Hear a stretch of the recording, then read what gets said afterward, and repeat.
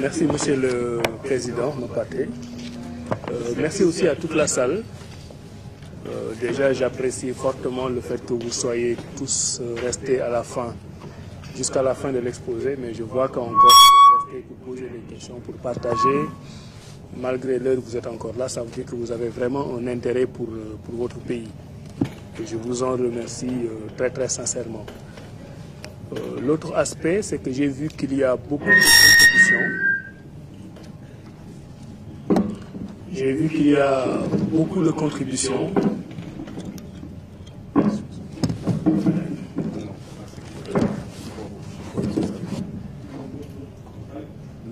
C'est bon?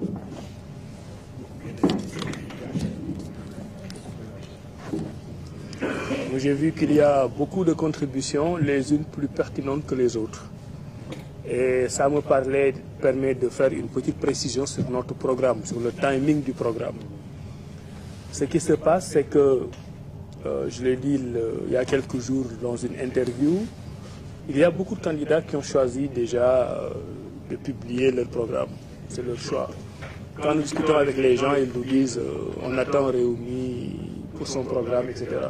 Nous, l'analyse qu'on a faite, je ne sais pas si on a raison ou si on a tort, mais nous considérons que l'introduction du parrainage a induit des changements importants dans le timing des candidats. Nous, c'est notre lecture. Et que dans le contexte actuel, ça ne sert à rien de présenter un programme 6 mois, 7 mois, 8 mois avant. Ça, c'est notre conviction. Je donne juste un exemple. Par exemple, en 2012, on avait organisé la présentation du directoire de campagne du candidat Idrissa Seck le 15 octobre au King Fahd Palace. On est déjà pratiquement un mois plus tard, on ne l'a pas encore fait parce que justement le timing n'est pas bon. J'essaie de l'expliquer, c'est assez long dans une interview, mais pour nous, on a un nouveau calendrier électoral. Et à mon avis, la présentation d'un programme dans son entièreté devrait se faire à 6 semaines de l'élection présidentielle. Peut-être que j'ai tort, mais c'est ma conviction. 6 semaines, parce que c'est la date à partir de laquelle on connaîtra les candidats. Parce que le filtre qu'on a dans le parrainage, ça change tout. Rappelez-vous, en 2012, une dame que je respecte bien, qui est de Rufisque aussi, elle a le privilège d'être rufiscoise, Madame Doumaïen Diakhaté, que vous connaissez certainement, avait présenté sa candidature une semaine avant la date limite. Et il y en avait d'autres. Ça veut dire qu'avec l'ancien système, on pouvait attendre à 2 jours de la clôture, aller chercher un papier, un quitus fiscal et être candidat. Donc, quelqu'un qui décidait 6 mois, 4 mois, 5 mois avant d'être candidat avait la quasi-certitude d'être candidat. Il n'y avait pas de candidat à la candidature. Il suffisait juste de remplir ces conditions qui n'étaient pas difficiles. La condition la plus difficile, c'était les 65 millions. Et les gens qui voulaient être candidats remplissaient cette condition. Donc, à l'époque, tu pouvais dire en juillet, moi, Abdourahmane Diouf, je suis candidat à l'élection de 2019. Et tu sais en avance qu'il n'y aura aucun quoi qui t'empêcherait d'être candidat. Là, maintenant, c'est non. Là, non seulement c'est une étape technique difficilement franchissable, il y a des gens qui ne pourront pas avoir les 65, et pourtant qui ont la qualité d'être président. Il y en a qui auront peut-être 60 000 signatures à Dakar, mais qui ne pourront pas avoir 2 000 signatures dans les 7 régions différentes. Regardez la carte électorale. La région de Kédougou n'est pas très peuplée.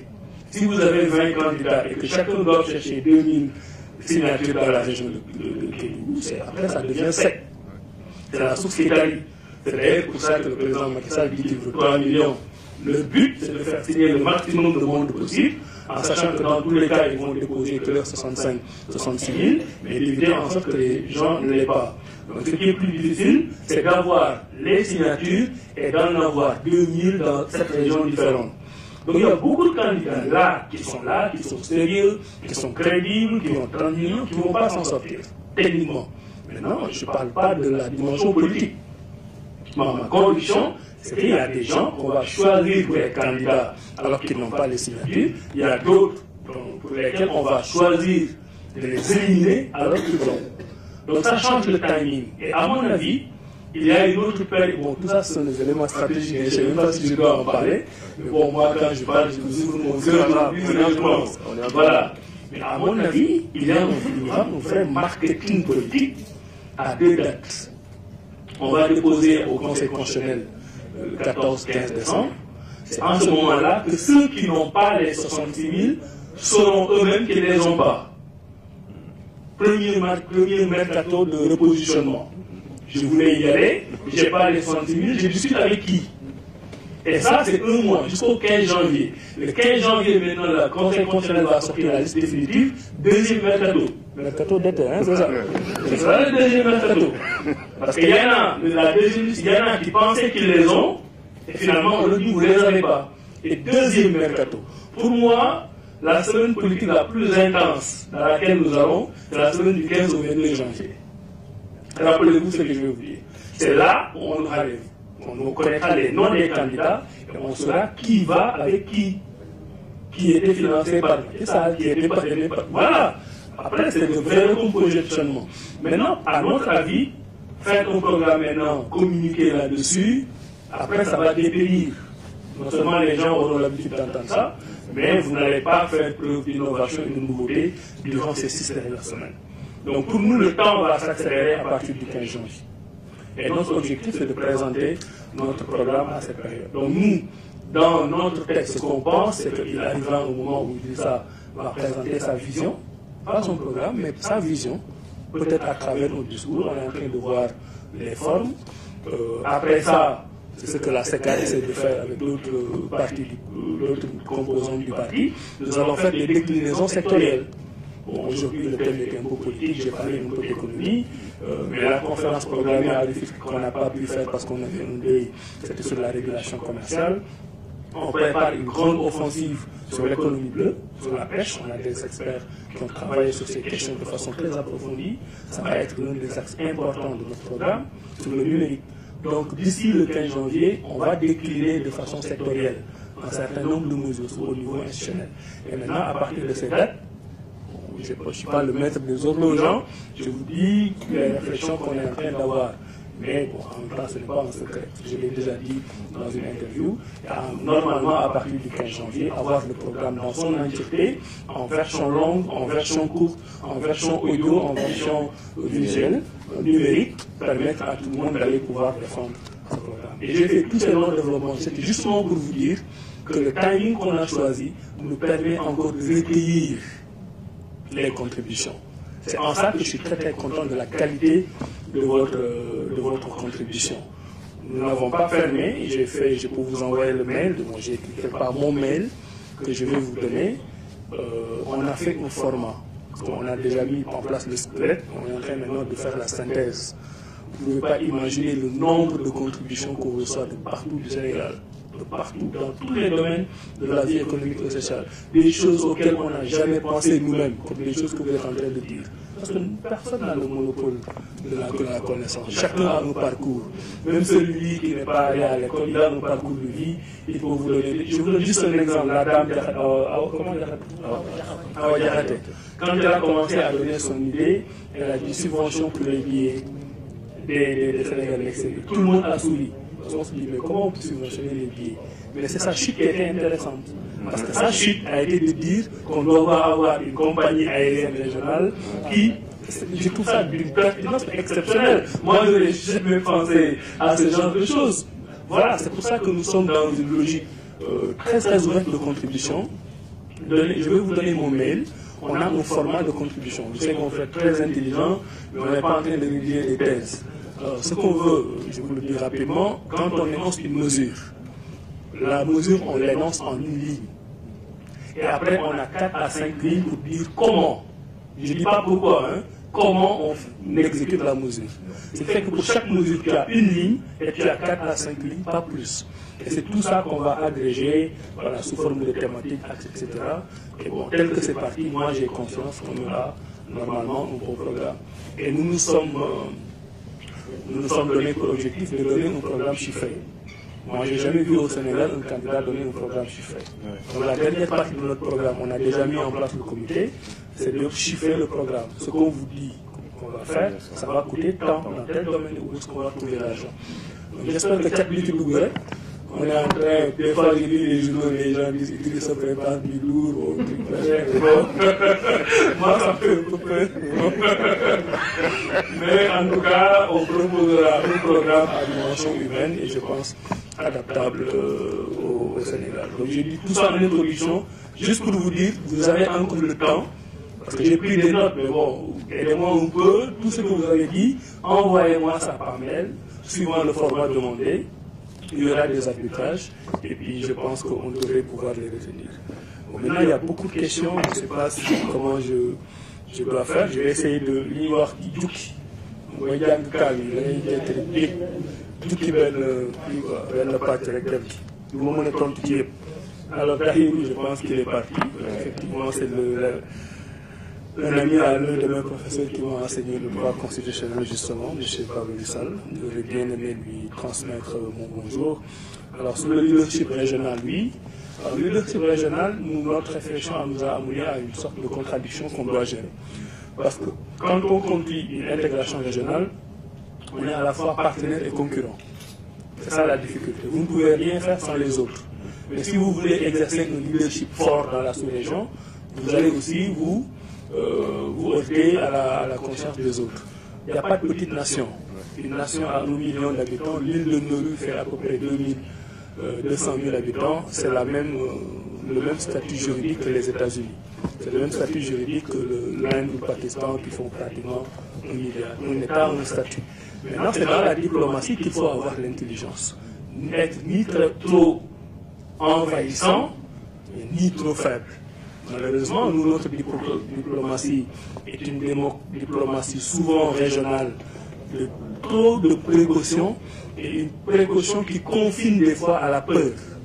Et quand les gens sentent ou voient que vous avez peur, ils vous traitent d'une certaine façon. Bon, je n'ai pas envie de citer des pays parce que je suis convaincu que dans quelques mois, il sera président et qu'il nous faudra aller discuter avec ces gens-là. Mais rappelez-vous que pour moi, ma conviction, et je le dis, c'est le Sénégal d'abord. Le Sénégal d'abord, c'est économique, c'est politique. Vous allez défendre les autres, vous allez discuter avec l'autre en vous défendant. Donc, je vais faire des réponses transversales. En droit, on appelle ça des renvois. Ça me permet par exemple de venir à la question Macron. Moi, bon, les Français commencent à déchanter un peu par rapport à Macron. Mais Macron, dans la première partie de son mandat, c'est un président français qui défend les intérêts des Français. Est-ce qu'on peut reprocher à un président français de défendre les intérêts de la France? Est-ce qu'on peut reprocher à Donald Trump de défendre les intérêts des États-Unis? Les seuls qui n'ont pas compris qu'ils sont là où ils sont pour défendre les intérêts de la population, ce sont les populations africaines.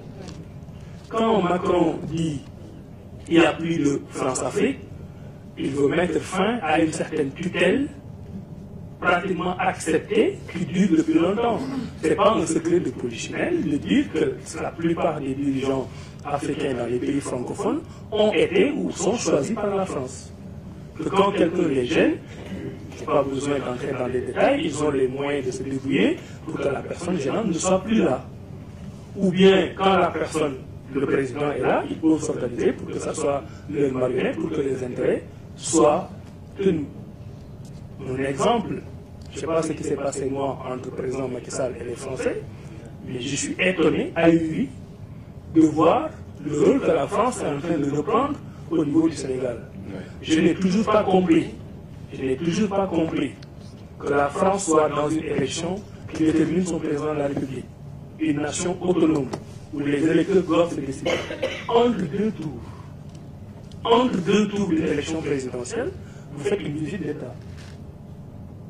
C'est-à-dire, je ne sais pas si vous vous rappelez de ça, on est entre deux tours. C'est-à-dire que les Français sont en phase de transition. On ne sait pas encore qui sera le président de la République. Et vous faites un voyage. Surtout dans le contexte d'un président sortant qui n'était pas candidat. Réfléchissez à ça. En faisant cette visite, Hollande savait qu'il ne serait pas là dans un mois. Macky Sall savait que Hollande ne serait pas là dans un mois. Qu'est-ce qui peut justifier ce genre de visite alors que lui-même venait d'être élu? Même pas un mois. Il se passe des choses et nous, en tant que Sénégalais, on a le droit d'y réfléchir. Après, quand vous voyez tout ce qui suit, que tous les marchés sont gagnés par des entreprises françaises, moi, je n'ai absolument rien contre la France. J'y ai jamais vécu, j'y ai jamais étudié, mais j'habite à 2 mètres de la France, à Ferney-Voltaire, là où j'habite à Genève. C'est un beau pays, c'est un pays qui a des qualités, c'est un pays qui se défend. Mais j'aime le Sénégal plus que j'aime la France. J'aime Demba plus que Dupont. C'est la vérité. On est dans un pays où l'un des présidents, Jacques Chirac, l'a dit, je l'ai répété partout. Vous connaissez l'expression? La Corrèze avant le Zambès. Et quand il le dit, il est président de la République française. Ok? Pourquoi vous ne pouvez pas dire Saint-Louis avant Marseille? Pourquoi pas la Casamance avant Clamat? Je suis désolé. Quand vous le dites, vous n'êtes pas dans la détestation des autres. Vous êtes dans l'amour de vous-même, à moins de considérer que vous êtes le pays des maladies et de la misère. C'est ça le problème. Donc Macron, quand il dit qu'il n'y a plus de France-Afrique, il veut dire cette façon ostentatoire que la France avait de se mêler des affaires politiques africaines, ça ne va plus le faire, parce que maintenant cette forme d'interventionnisme est bannie dans la communauté internationale, mais aujourd'hui, plus que jamais, Macron est déterminé à aller chercher les marchés qui font vivre les Français là où ils sont. Si Total a besoin d'un marché, Macron va prendre son avion, aller dans le pays, négocier lui-même. Et dans tous les domaines. Parce que c'est avec cet argent-là, des exportations, des marchés gagnés, qu'il va venir payer les cotisations, gérer les cotisations sociales et les retraites en France. C'est une relation de causalité directe. C'est cet argent-là qu'on va aller chercher ailleurs, qui fait vivre la France. Moi, là où j'habite en Suisse, le schéma est très clair. On vous dit 1 franc sur 2 dépensé en Suisse vient des exportations. 1 franc sur 2. Donc la moitié de l'économie. En France, je ne connais pas le ratio, mais ça va être exceptionnel. Surtout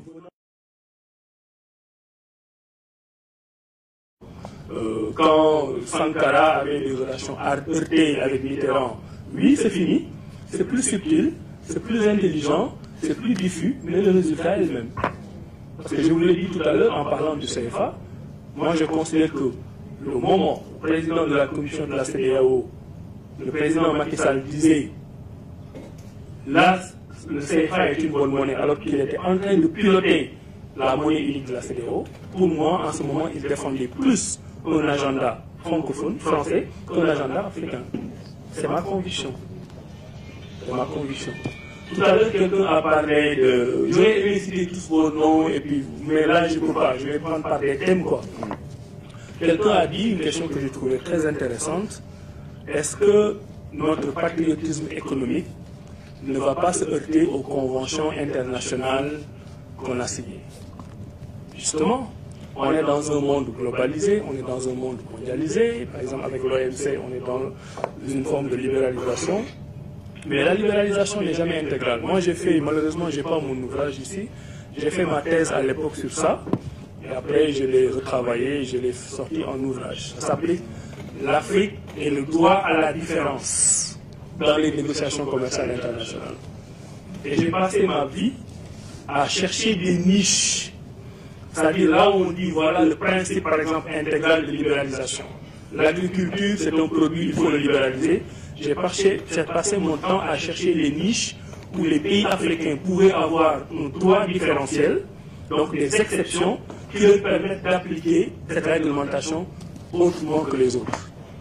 Par exemple, pour un produit agricole, si vous parvenez à prouver que ce produit agricole a un impact dans la sécurité alimentaire, le droit de l'OMC vous permet d'en faire une exception et d'extirper ça de la libéralisation.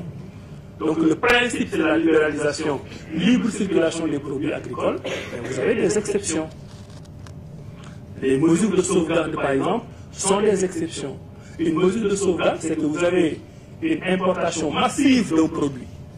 Par exemple, au Sénégal, tu te lèves un matin, tu vois qu'il y a des poulets LTL qui viennent de partout. Vendus pas cher, moins cher même que nos poulets. Et que si ça continue, toute notre petite industrie avicole va disparaître. mais vous prenez une mesure de sauvegarde qui est une mesure temporaire. Vous disiez, comme on a fait avec l'oignon, vous dites, je ferme la frontière et je laisse ma production locale s'écouler. C'est une mesure de sauvegarde. Et une mesure de sauvegarde, par définition, elle est temporaire. Après, tu dois t'en sortir. Le Sénégal l'a bien utilisé d'ailleurs à l'époque de Wade, et le président Macky Sall l'a continué, sur la filière avicole. Aujourd'hui, vous avez des sociétés comme la Sedima, qui est l'une des plus grandes sociétés avicoles d'Afrique. Pourquoi? Parce qu'avant, moi, ma génération, j'ai vécu les ailes de dinde. Peut-être les Mariam et autres ne l'ont pas vécu. C'est à l'époque où même les plus pauvres parvenaient à manger de la viande parce qu'il y avait des ailes de dinde qui venaient de je ne sais pas où. Il y avait pas envoyé le Sénégal, mais ça ne coûtait rien. Je pense qu'on vendait ça. Vous avez 1000 francs, vous avez des ailes de dinde à dîner pour toute la semaine. Donc tous les gens qui n'avaient pas l'habitude de manger de la viande. Et nous, on a vécu cette époque. Hein. Je suis relativement jeune, je crois. Hein. Mais nous, on a vécu la période où il y a des feux tabaski parce qu'il y a des petits dans du courant de l'année. Il y a des effets que le installé. C'est la réalité de notre économie. Et donc, on avait ça. Mais en 2005, quand il y a eu la grippe aviaire, donc c'est une raison sanitaire, on dit on ferme les frontières. Mais la grippe aviaire, il y a eu frontières. C'est là où Wade a eu une véritable attitude de patriotisme économique. Il a dit, bon, la raison fondamentale, c'est la grippe aviaire. Mais maintenant, moi, cette industrie naissante-là, je vois les femmes, je vois ces images, je vois tout le monde qui n'est qu'un employé, que les gens commencent à vivre de ça, mais je ne vais pas réouvrir les frontières pour que ni dans Wade. Il l'a fait, et l'agriculture sénégalaise a fait un boom. Donc ça fait quoi? 13 ans maintenant qu'il n'y a plus de mesures sanitaires et phytosanitaires. Le Sénégal est triche entre guillemets, mais c'est une tricherie acceptable dans le cadre du patriotisme économique. Et quand bien même à l'OMC on aurait pu sanctionner ça juridiquement, le Sénégal peut faire un dossier et dire l'agriculture est encore une industrie naissante, vous avez utilisé le terme. Le terme industrie naissante vous donne à une exception, vous donne des exceptions et vous permet de protéger votre économie. Maintenant, vous vous protégez, vous vous ajustez et le jour où vous êtes en mesure de faire face à la concurrence, vous ouvrez. Mais tout le monde le fait. Tout le monde le fait. Bon, si je commence à parler de ça, franchement, là on est dans mon domaine. C'est ça que j'enseigne, c'est ça que je vis tous les jours. Mais moi, ma conviction, c'est que le président, il faut avoir des présidents qui ont de l'expérience. Il faut que les niches, en tant que président, les conseils, mais oui, en montant tout petit API, je pense que quelqu'un l'a posé la question par rapport au CFA, la volonté, etc. C'est même pas que, je pense que c'est madame qui a posé la question, pourquoi en attendant de sortir du CFA, on ne mettrait pas en place un panier. Vous pensez que les gars, ils ne savent pas ça? Ils le savent mieux que vous. Alassane Ouattara, le président de la Côte d'Ivoire. J'espère que je n'ai pas créé d'incident du problème. Mais Alassane Ouattara a dirigé la BCEAO. Il est un ancien du FMI. Il est un ancien premier ministre de Côte d'Ivoire. L'un des économistes les plus éminents de ce pays. Vous pensez que Khamoun a un panier de diriger les gars? Mais il le sait mieux que tout le monde. Mais il ne veut pas. Il ne veut pas. Il ne veut pas. Moi, j'ai une histoire, j'ai hésité à la raconter un peu, mais je vais quand même vous la raconter parce que c'est dans le domaine public. J'ai un ami que j'estime, que j'admire. Pour moi, je l'appelle le meilleur économiste africain. Bon, pour compenser, il dit que je suis son meilleur juriste. Mais bon, moi, c'est mon meilleur économiste. Il s'appelle Kako Nabucco. Il était là à Paris encore quelques mois, parce qu'au niveau de l'Organisation internationale de la francophonie, c'est le directeur de la francophonie numérique. C'est aussi un ancien de la BCEAO. Moi, je l'ai connu dans nos batailles sur les produits agricoles, la protection du coton africain, etc. à l'époque. Après, il était ministre. Brillant, mais vraiment brillantissime, quoi. Moi, je l'admire. Tellement après, il ne faisait pas de la politique, mais son président, Ford, l'a appelé et l'a nommé ministre de la prospective. C'était même plus fort que le ministre de l'économie. Parce que lui, nous, on a notre plan Sénégal émergent. Au Togo, c'est pratiquement lui. Mais c'est quelqu'un qui a une tête brûlée comme moi, qui dit ce qu'il pense, sans prendre des gants. Et même étant ministre d'un pays africain comme le Togo, il avait un discours dur sur le CFA. Moi, les plus brillantes théories que j'ai entendues sur le CFA, c'est de lui que j'ai entendu. Je lis tout ce qu'il écrit sur ça. Tapez son nom, Kako Nabucco, vous allez voir. Il a dû quitter ce poste de ministre, alors que le président l'aimait, il était brillant, il le voulait. Il a dû quitter ce poste sur la pression des présidents africains. Parce qu'on ne supportait pas qu'en tant que ministre, il continuait à dénigrer entre guillemets le franc CFA. Il le dénigrait avec force argument, il n'était pas dans l'émotionnel. Donc il a perdu ce poste à cause de ça. Il est allé à l'université d'Oxford pour enseigner. Quelques mois après, la francophonie organise un concours pour ce poste de directeur de la francophonie numérique. Il gagne, il est bon, il revient. Mais c'est le combat de sa vie. Kako ne peut pas parler 5 minutes sans te parler du CFA. Et il reprend, en tant que directeur de la francophonie économique, il reprend ses discours sur le franc CFA, France 24, TV5. Et la dame qui était là-bas, qui n'est plus Michael Jean, on l'a fait enlever. En moins de 2 ans, il a perdu son poste de ministre pour défendre le CFA, et il a posté son poste de directeur pour défendre le CFA. Il est jeune, il a à peine 50 ans. Donc entre la volonté de changer les choses et la réalité technique, il y a une différence. Ils savent qu'ils peuvent mettre le franc CFA dans un panier de devises. Ils savent que tant qu'on a le CFA, nos exportations ne seront pas bien promises. Ils savent tout, mais c'est une question de volonté. Des fois, moi j'ai une déformation. Moi, à chaque fois que je vois quelque chose de beau à Bruxelles, à Genève, à Paris, je me dis, ah ça, je vais le faire à Rufisque. C'est ça ma déformation. Et après, je me dis, bon, je vais mettre le mot.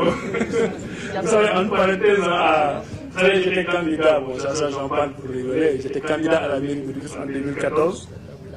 Et bon, on n'a jamais vu des candidats à la mairie qui présentent des programmes. Moi, je me suis enfermé des nuits, j'ai fait un programme. Dans tous les domaines. Le programme, j'ai invité la presse, et même dans le net. J'ai fait dans la presse, j'ai présenté mon programme. Je me rappelle un jour, je présente mon programme. Mais ne pas marquer un politicien bu nekk ci salle bi dafa jékki-jékki rek toog taxaw ne da ngay fen.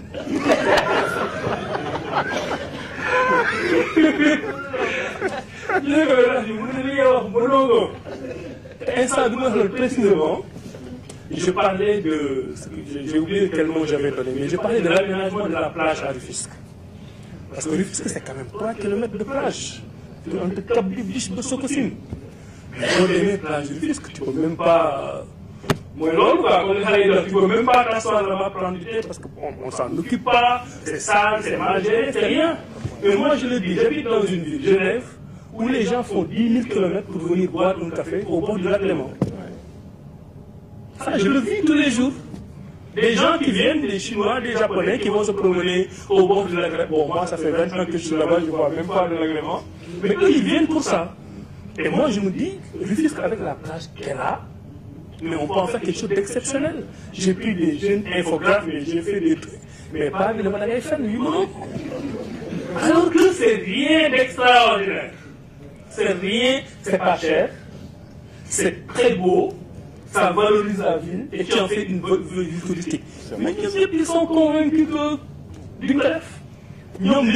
Après, ils vont, parce qu'on entre dans les déterminants du vote au Sénégal. Les déterminants du vote au Sénégal, on a parlé du maire, je ne sais pas qui parlait du maire, en disant que, je pense que c'est l'ambassadeur, après, voilà, quand vous parlez de la délégation spéciale, on les enlève par délégation spéciale, avant de les militants. J'ai été presque choqué. En fait, je ne suis pas choqué parce que je connais la réalité du Sénégal. Est-ce qu'un maire, on l'a élu pour que nous les militants? C'est parce qu'on n'a pas compris, c'est parce que les déterminants du vote chez nous, ce n'est pas le programme, on va se battre pour un programme. Mais peut-être qu'il y aura 10% qui vont voter pour nous parce qu'on a un bon programme. Mais les autres, ils vont voter chez toi, pour toi. Malade, moi, je vote le russe parce que moi, je suis dit, voilà. Même moi, c'est le serpent qui se mord la queue. Mariam, si tu veux être maire de Rufisque, il faut te préparer. C'est très très compliqué. Et les femmes ont un peu partout. Donc même là, ça pose le problème de l'éducation citoyenne. Les gens, ils votent pour quoi? Mon élection locale y passe, c'est le constat que j'ai fait. Avant les élections, tu entends un grand brouhaha au Sénégal. Nos maires sont nuls, nos maires n'ont rien fait. Mais 80% des maires ont été reconduits. Pourquoi ils ont été reconduits? Ils sont nuls, ils font rien. Mais parce que le peu d'argent qu'ils ont, ils ne font pas des infrastructures, ils ne font pas des investissements. Dañuy dem ci dëkk yi jox ko fa ak ngeen di ak ñu jeex après gars yi voté leen. Et après, ce sont ces mêmes citoyens qui font ça, qui vont crier au complot. Nos hommes politiques sont ceci, nos hommes politiques sont cela. Mais nous, je dis toujours qu'il y a un effet de réverbération entre le citoyen et l'homme politique. Chacun peut se mirer sur l'autre. Boo xoolee homme politique bi li ngay gis xamal ne mooy yow, homme politique bi li muy gis mooy moom. C'est comme ça que ça se passe. Maintenant, il faut qu'on atteigne un niveau de discours qui permette aux gens de se réajuster. Mais dans ces conditions-là, si on ne fait pas gaffe, oui, Macky Sall peut être réélu. Parce qu'il va attendre. Il était hier à Tamba. Tu attends 3 mois avant l'élection pour lancer Promoville. Tu vas lancer quoi? Tu attends 3 mois de l'élection, tu vas poser des premières pierres. Tu vas inaugurer quoi? Mais le pire, c'est que ça marche. Mais ça marche. Ça marche. Il y a des gens qui vont se dire, il est venu poser la première pierre, donc il va le faire. Et tu vas attendre 1 septennat, 2 septennats, il ne va plus le faire. Et le pire, c'est qu'on n'a pas de conscience historique. Parce que waruñu leen ndax benn yoon ndax la ñaari yoon ndax la ñetti yoon mais dañu leen ndax ñaari yoon ndax la fukki yoon ak juróom dañu doon ndax moom lañ leen ndaxee wax. C'est grave. Donc ñun Sénégal ñun ñëpp dañu war a def ce travail de conscientisation à la fois chez les hommes politiques et chez les citoyens. Maintenant le citoyen en fait booy xool lan la war a exiger. Moi je pense. Par exemple, quand on dit politique, on dit expérience. Macky Sall, il a été directeur général de Petrosen, conseiller, ministre, premier ministre, etc. Pour moi, ça, c'est pas le parcours qui doit faire qu'on admire une personne. Les c'est des décrets. Abdoulaye Wade moo doon tëj ci bureau signé ay décrets. Moi, je suis allé jusqu'à dire, est-ce qu'on doit confier un pays boo xam ne tu as 50% de la population jeune, ñëpp nekk au chômage. Est-ce qu'on doit confier un pays à quelqu'un qui n'a jamais créer un seul emploi de sa vie? Mais loolu mooy suñu ay modèle. Ça me permet de répondre à la question sur l'entrepreneuriat et le secteur privé. Pour moi, on doit aller vers l'exaltation de l'entrepreneuriat. Parce que l'entrepreneur mooy nga jël Khalifa Gassama ak Abdourahmane Diouf. Abdourahmane Diouf am 50 millions dem jënd ko 4x4. Khalifa Gassama moom amagul kër, amagul sax oto bu baax. Mais mu ne sama 50 millions yi dama ciy teg loo xam ne dañ ciy liggéey bu ko fay teg xalaat na moom am ci lu mu dundee mais il va créer des emplois et qui supporte le risque.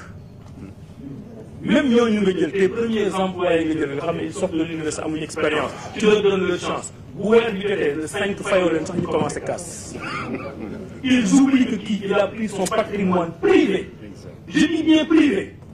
yoo xam ne ñeneen ñu ngi dem vacances. ñeneen ñu ngi koy jënd oto ñeneen ñu ngi koy ngéntee yow nga ne non xas néew bu ma yor dama koy investir mais kooku l'État doit se déployer pour le protéger. On doit protéger l'entrepreneur privé chez nous. defal ko ay filets de sécurité. Man j'ai vu par exemple 2 personnes yi bokk benn promotion génne kenn ki di wut liggéey moom bon c'est dans notre format classique Sénégal il veut un emploi keneen ki génn na moom lay créer benn affaire entreprise mooy nga am les 2 écoles mais ki di wut salarié moom mu def ay entretien mais amul entreprise parents yi xaw nañu am tuuti mois ñu jox ko lu mu démarrer mais mu démarrer quelques mois après moom moo recruter ki leen wuti emploi te ñoom ñaar ñoo bokkoon place mais non seulement moo ko recruter mais quelques mois après waa ji am ay difficulté mais ki di wut salarié taxaw ci ay xefam ne ko rek may fay samay salaire. Et il a oublié qu'il a pu avoir un salaire parce que la famille de l'autre, comment dire, a fait un sacrifice pour investir ses économies. Donc, mentalité bon, tant qu'amuñu ko duñu dem, et ça c'est l'État qui doit le faire. Parce que les Sénégalais ne manquent pas d'esprit d'initiative. Esprit d'initiative, moo tax suñu économie bépp nekk entre les mains. C'est parce qu'on a un esprit d'initiative que les gens font de l'informel. Mais cet informel-là, il ne faut pas le formaliser, comme disait Diouf, mais il faut le professionnaliser. Pour le professionnaliser, faire politique, octroi des am solo, nga defal leen ay filets de sécurité, defal leen ay assurance. Et puis, il y a une flexibilité du travail dont vous parlez en France, il faut qu'on y travaille un peu. Sénégal, je ne dirais pas que les salariés sont surprotégés, mais les entrepreneurs méritent quand même une petite protection. Parce que c'est l'entrepreneur qui crée l'emploi. quand les gouvernements font des bilans en disant on a créé 10 000 emplois dans la fonction publique, moi je ne suis pas d'accord avec ces genres de bilans. Fonction publique, il faut liguer, il faut liguer. Vous n'y idée, vous de remplacer. Vous y retraitez, vous de remplacer. Vous avez des besoins nouveaux, vous de remplacer. Donc ce n'est pas là où on va avoir la capacité d'un État à créer un emploi. Mais il faut exalter l'entrepreneuriat. Et je pense que là, Idrissa Amin, on a la même idée. Il a toujours parlé du savoir et de l'avoir. Et on a, en tant qu'homme politique, vous voulez créer, par exemple, il a un beau parcours, machallah, mais ce moment, en plus, vous créer emploi. Donc ceux qui vivent cette réalité quotidienne économique sénégalaise, il faut vraiment les protéger. Vous voyez, j'essaie de répondre, il y en a beaucoup les questions de Awa Diakhaté, je pense que là on a tout dit. Djibril Camara sur les externalités et transfert de compétences. Bon, je prenais que notre temps parce que vous dites des choses que vous connaissez mieux que moi et je vous encourage à envoyer ce mail de contribution. Ce n'est pas trop tard, on va synthétiser, on va les mettre. Si on a des questions, on va revenir sur vous. Mariam, c'est notre communication. Bon, Mariam, je pense qu'en 2 mots, on a lié pour n'être maire. En gros, je vais t'envoyer la facture du coaching. Mais justement, la suivi de la communication. Est-ce que vous avez Idrissa, on nous a toujours reproché, bon, tout le monde est en avance sur les gens. On nous l'a toujours reproché. Et la question, est-ce que vous avez dit que les gens en avance? Il faut qu'on réfléchisse comme ça. Parce que le principe élémentaire de la communication, le principe élémentaire, je pense qu'il est là. C'est ça le principe élémentaire. Tu dis aux gens, nous sommes. Ok? Hey, les leaders qui font le buzz, entre guillemets, les 95% de leur discours, c'est Wolof. Parce que Wolof, l'autre, nous avons solo, nous avons solo. Après, il y a une revue de presse. Une revue de presse, il y a un WhatsApp, il y a des problèmes pour Bali. Parce que même quand on dit Facebook, il faut Bali a une limite en termes d'impact du réseau social, parce que Facebook, il est une mais moi, j'ai dans ma famille des gens qui ont connecté WhatsApp, parce que WhatsApp, il faut offrir audio. Audio, il y a